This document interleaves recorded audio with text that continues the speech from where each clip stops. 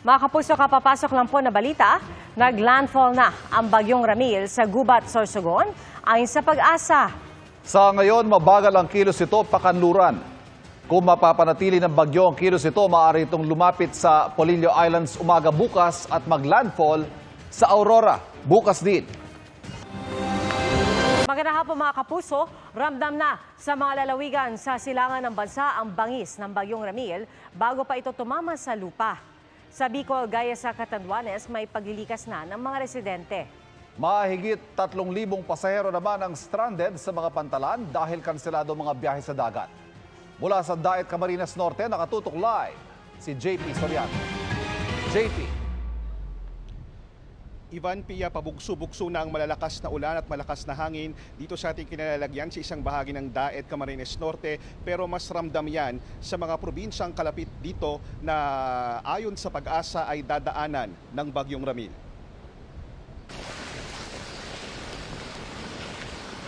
Ramdam na ang masamang panahon sa Catanduanes kung saan inaasahang maglalandfall ang bagyong Ramil ngayong hapon o gabi. Maulan na sa Birac kaninang umaga. May mga lumikas ng mahigit 1,000 residente o mahigit 300 pamilya sa Catanduanes. Sa headquarters ng Catanduanes Provincial Police Office, tinakpan ang mga gamit na posibleng mabasa. Hinarangan din ang mga pinto at bintana na maaaring mabasag. Nagpulong at nag-inspeksyon din ng mga rescue equipment ang mga provincial at municipal DRRMO sa iba't ibang bayan sa lalawigan tulad sa Viga. Naghanda rin ng rescue team ang Coast Guard sa iba't ibang bahagi ng Bicol. Sa Sorsogon, inilagay sa mataas na lugar ang mga bangka dahil kanselado ang biyahe sa Matinog Port. Maraming sasakyang stranded. Kahapon pa suspendido ang paglalayag sa Bicol Region. Sa pinakahuling ulat ng Coast Guard District Bicol kanina tanghali, stranded sa 18 pantalan sa rehiyon ang mahigit 3,000 pasahero, mahigit 1,000 rolling cargo, 6 na vessels at 2 motorbangka. Mahigit 30 sasakyang pandagat pa ang pansamantalang sumisilong. Sa Albay, kahapon pa nagsagawa ng preemptive evacuation sa ilang bayan gaya sa Piodoran. Wala ring bangkang pumalaot sa Daet, Camarines Norte sa utos ng Coast Guard Camarines Norte kahapon. Kaya apektado ang mga mangingisda na sa pagpalaot lang umaasa ang kaunting biyaya ng dagat. Ipinagpapasalamat ni Rene at Ray at paghahatian daw ito ng 3 pamilya. Okay na po yun para sa amin, pang ulam na.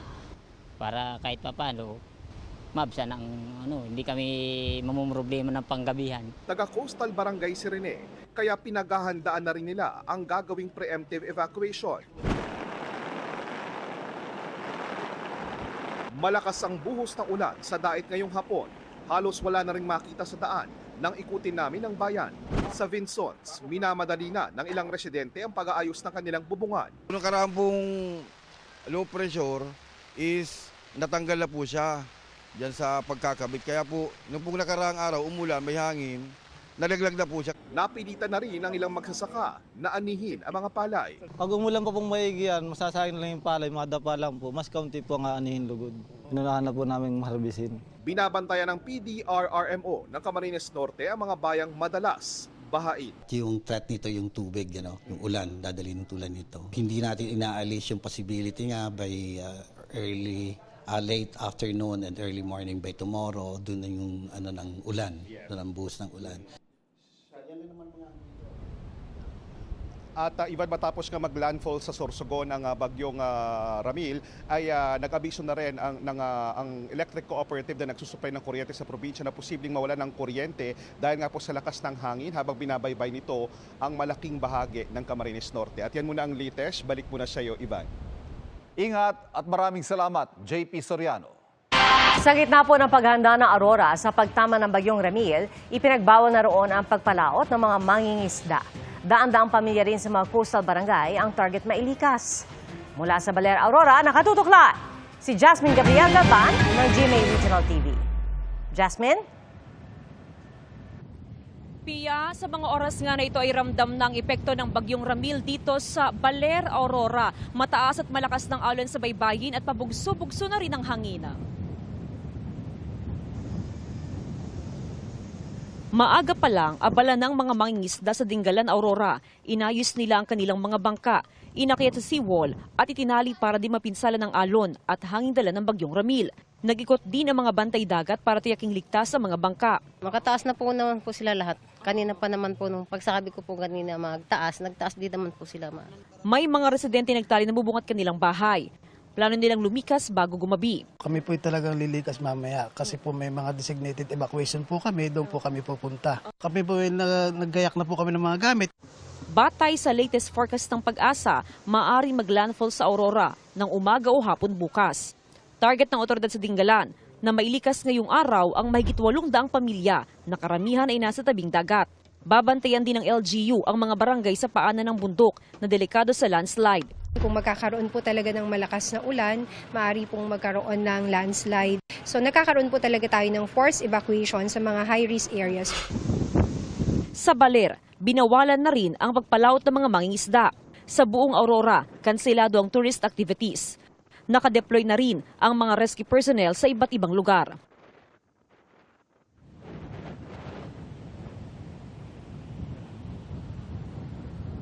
Pia, sa mga oras nga na ito ay puspusan ng pag-iikot na ginagawa ng Philippine Coast Guard, PNP, MDRRM o ganun din ng PDRRMO sa mga coastal areas. Ipinapatupad na rin yung preemptive evacuation, partikular sa mga residenteng nakatira sa coastal areas. Pia? Maraming salamat, Jasmine Gabriel Galban ng GMA Regional TV. Bago pa man maglandfall ang bagyong Ramil, nakaranas na ng malakas na ulan at pagbaha ang ilang probinsya sa bansa.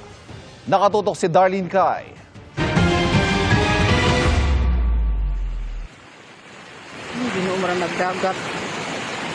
Kahit di pa naglalandfall, ramdam na ang hagupit ng bagyong Ramil sa biliran.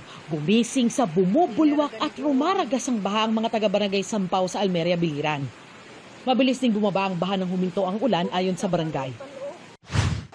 Umapaw naman ang Pulangi River sa Kabakan, Cotabato matapos ang malakas na buhos ng ulan.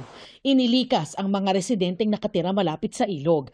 Namahagi rin ng tulong ang lokal na pamahalaan sa mga apektadong pamilya. May iba pang barangay na lubog sa baha dahil sa magdamag na ulan. Ay, alhamdulillah, kanyara man. Apektado rin ng pag-apaw ng Pulangi River ang ilang barangay sa Dato, Montawal, Maguindanao del Sur. Sa bayan ng General S.K. Pendaton, halos umabot na sa bubong ang baha. Sa tala ng MDRRMO, nasa 300 pamilya ang lumikas nang pasukin ng tubig ang kanilang mga bahay. Pero mismong ang evacuation center nalubog sa baha. Kaya ang mga residente nananatili sa gilid ng kalsada. Ayon sa MDRRMO, catch basin ang kanilang lugar tuwing binabaha ang mga ibang lugar at umaapaw ang mga ilog sa paligid. Namahagi na ng tulong ang lokal na pamahalaan sa mga apektadong residente. Para sa GMA Integrated News, Darlene Kai, nakatutok 24 oras. Habang buhay na kanselasyon ng lisensya ang ipinataw ng Department of Transportation sa driver ng UV Express na humarurot at nang araro ng mga sasakyan sa Commonwealth Avenue, Quezon City.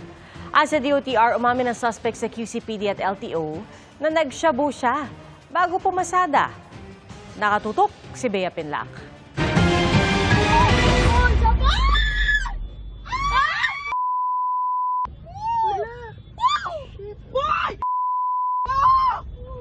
Nakagigimbal ang nasaksihan ng mga motoristang ito nang araruhin ng UV Express ng ilang motorsiklo sa Commonwealth Avenue sa Quezon City kahapon.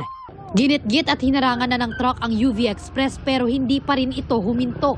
Ayon sa pulisya, ilang beses nagpaikot-ikot sa Commonwealth Avenue ang UV Express.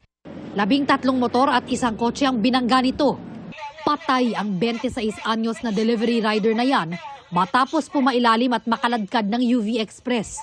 Yung time na yun, nagmamadali talaga siya. Pati yung pagliko niya, mapapansin na talagang napaka-reckless niya eh. Tinamaan niya yung motorcycle at serious po yung naging injury ng tao. Nadala pa naman sa hospital pero na-declare na as dead. Tumanggi munang magbigay ng pahayag ang kaanak ng nasawing biktima. Hindi bababa sa 7 ang sugatan, kabilang ang isang critical na motorcycle rider. Matapos makipaghabulan sa mga otoridad, nahuli ang 56 anyos na driver. Giit niya, nag-init ang ulo niya nang may makagitgitan sa kalsada. Yung isang motorsiklo, nagkaroon pa kami ng Sumusugod din iba, tulong sila. Ano po ako, wala sa, dahil sila din ang galit ko sa kanila. Hindi ko lang pala yung nagawa ko. Wala siyang ibang sagot kundi hindi niya maalala, nagdilim daw yung paningin niya. Suspendido ng 70 araw ang lisensya ng suspect. Hinihintay pa ng pulisya ang resulta ng drug test ng suspect, pero nagnegatibo ito sa alkohol. Ayon sa Department of Transportation, inamin ng suspect na may ininom siyang illegal substance nung gabi bago ang trahedya. Nahaharap siya sa reklamong reckless imprudence resulting in homicide, multiple physical injuries at multiple damage to property. Pinagpapaliwanag din ng Land Transportation Office ang suspect kung bakit hindi siya dapat sampahan ng dagdag pang mga kaso. At ang may-ari naman ng UV Express kung dapat ba itong managot kaugnay ng pagbibigay ng trabaho sa umano'y reckless driver. Para sa GMA Integrated News, Bea Pinlac, nakatutok 24 oras. Isang pamilya sa Pasay ang nagluluksa ngayon nang masawi ang isang batang babae na natrap sa kanilang bahay. Nakatutok si Jomer Presto. Nagtulong-tulong na ang mga residente para maapula ang sunog sa Mendoza Compound sa Barangay 127 Pasay City pasado alas 11 kagabi. Nagpapasahan sila ng mga timbang may tubig na ibinabagsak nila papunta sa isang truck ng bumbero para hindi maubusan ang supply ng tubig ang truck. Ayon sa Bureau of Fire Protection, dahil dikit-dikit at gawa sa light material sa mga bahay, mabilis na inakyat sa third alarm ang sunog. Napula ang sunog dakong alas 12:22 ng hating gabi. Pero isang 10 taong gulang na babae ang namatay matapos matrap sa bahay habang natutulog ayon sa barangay. Wala raw sa bahay ang nanay dahil nagtitinda noong mga oras na maganap ang sunog.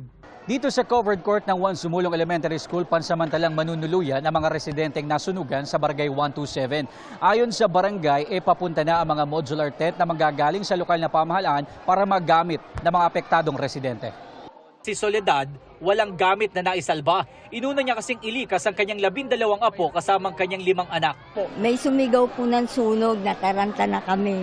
Pinatay na namin yung switch sa bahay namin. Si Ramon hindi na ininda ang pilay para mailikas ang kanyang asawa na mayroong stage 4 bladder cancer. Hindi po siya makalakad masyado dahil konting lang po hinihingal na siya. Sabi naman ng Pasay LGU, bigyan na maayos na matutuluyan at atensyong medikal ang asawa nito. Ayon sa barangay, nasa mahigit 70 pamilya o mahigit 4 na rang individual ang apektado ng sunog. Sabi ng barangay, tinitignan pa kung sa ikalawang palapag ng isang bahay nagsimula ang sunog, kung saan isang 2 taong gulang na bata raw ang nasagip ng mga residente. Sa taranta siguro, naiwan. Siya lang ang tumakas. Yung bata, nanonood daw sila ng TV sa baba lahat. Ayon sa sabi nung kapitbahay. Ngayon yung second floor, walang tao. Hindi man lang, biglang sumiklab na lang yung sunog. Patuloy ang investigasyon ng Bureau of Fire Protection kung ano ang pinagmulan ng apoy. Para sa GMA Integrated News, Jomer Apresto, nakatutok 24 oras. Bumagsak ang isang ultralight aircraft kaninang umaga sa gitna ng palayan sa Concepcion, Tarlac. Ayon sa Provincial Regional Office 3 at Municipal Disaster Risk Reduction and Management Office ng Concepcion, dead on arrival sa ospital ang 19 anyos sa piloto nito, pati ang pasaherong babae na 18 anyos. Bago ang aksidente, napansin na raw ng mga residente na paikot-ikot ang aircraft bago ito bumagsak. Iniutos ang CAAP na grounded ang buong operasyon ng operator ng naturang eroplano. Sinusubukan pa namin silang kunan ng pahayag. Mismo AFP ang nagsiwalat na may mga retiradong sundalo at general na nagpapakalat ng anilay fake news. Kaya babala ng sandatahang lakas, posible may epekto ito sa kanilang pensyon. Yan ang tinutukan ni Jonathan Andal.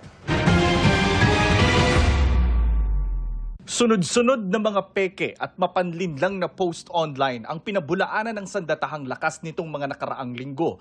Pero ang isa raw sa napansin nila, kabilang sa sabi nila ay nagpapakalat ng fake news tungkol sa militar, mga mismong retiradong sundalo at general. Ang problema ngayon, pati mga retired natin, na mga kasamahan dati, pilit baguhin yung katotohanan, hahaluan ng mali. Babala ng AFP, posibleng matanggalan ng buwan ng pensyon ng mga retiradong sundalo na nagpapakalat ng fake news at nag-uudyok ng pag-aaklas sa gobyerno o yung inciting to sedition na labag sa batas. Pag tumatanggap ka ng pensyon sa gobyerno, it follows na dapat may pananagutan ka sa tinatanggap mo.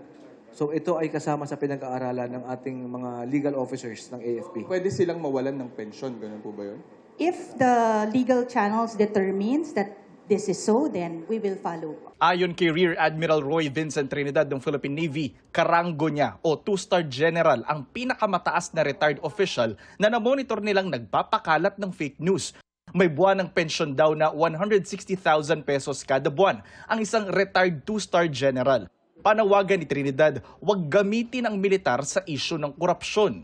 Hindi militar ang solusyon sa problema ng gobyerno. Kung ang problema ay korupsyon, ang sagot doon ay higpitan ang project management. Hindi umaklas ang militar. Hindi palitan yung gobyerno. Kapag may natukoy silang kailangan ng legal action, hindi raw silang mangingiming habulin ng mga ito sa korte. We are not taking it sitting down. So wag po kayong mainip. Nagtatrabaho po kami. Dati nang sinabi ng hepe ng AFP na si General Romeo Browner Jr. na may mga retiradong general na nanawagang bawiin ng AFP ang suporta kay Pangulong Bongbong Marcos kasunod ng issue sa korupsyon sa flood control projects. Gayunman, tiwala si Browner na walang aktibong sundalo ang sumang-ayon sa panawagang yan. Para sa GMA Integrated News, Jonathan Andal, nakatutok, 24 oras. Tinawag ni dating DPWH Undersecretary Aray Perez na malicious insinuation ang alegasyon sa kanya ni Batangas 1st District Representative Leandro Leviste. Sabi ni Perez, nagbitiw siya dahil alam niyang gagamitin lang sa pamumulitika ang serbisyo publiko dahil sa mga malisyosong alegasyon laban sa kanya. Ayaw raw niyang gamitin siya para malihis ang usapin, sabay sabing itutuloy niya ang laban sa korupsyon. Nag-resign si Perez matapos pangalanan ni Leviste kahapon na may hindi umano magandang record sa bidding and procurement. Sabi ni DPWH Secretary Vince Dizon, ayaw ni Perez na makabigat sa trabaho ng kagawaran. Pero nanghihinayin daw siya kay Perez na matagal na niya nakasama at kilala niya mahusay, tapat at mabilis sa trabaho. Umulan man o umaraw, bigay todong hataw ang ipinamala sa street and arena dance competition ng mga kalahok sa Mascara Festival 2025. At mula sa Bacolod City, nakatutok live si Adrian Prieto ng GMA Regional TV. Adrian. Yes, mga kapuso, Ivan, happy Mascara. Ramdam na ang Mascara Festival dito sa City of Smiles, Bacolod, kasabay nga ng pagsisimula ng highlight activities ngayong weekend. Mga kapuso, makulimlim, maulan dito ngayon sa City of Smiles, pero hindi ito naging hadlang para sa kanilang pagtatanghal. Hataw kung hataw ang mga performer mula sa 7 paaralan. Sa Street Dance and Arena Competition School category ngayong hapon, na isa sa highlights ng Mascara Festival 2025. Yan ay kahit nabasa ang costumes at props nila dahil sa ulan. Bawat contingent, nagpagalingan sa konsepto at pagsayaw sa temang One Smile, One City, One Heart.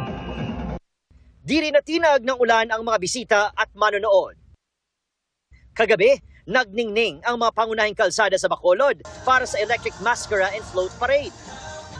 Ibinida ng 12 barangay ang kani-kanilang makulay at maliwanag na float na may iba't ibang tema at estilo.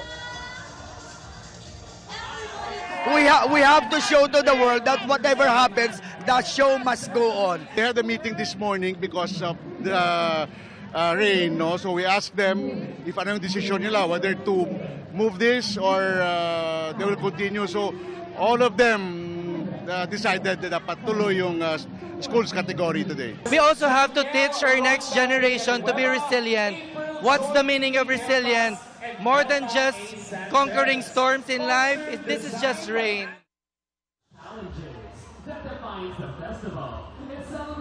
O mga kapuso, Ivan, patuloy ngayon ang awarding ceremony dito nga sa Bacolod City Public Plaza. Bukas mga kapuso, mga barangay naman ang maglalaban-laban. Kabilang din mga kapuso sa mga nakisaya sa Mascara Festival 2025, ang mga kapuso stars, kabilang sina Nugent Sangres, Bianca Umali, Faith De Silva, Angel Guardian, and Kelvin Miranda. At yan munang latest mula rito sa Bacolod City. Happy Mascara Festival! Happy Mascara Festival! Maraming salamat, Adrian Prietos ng GMA Regional TV.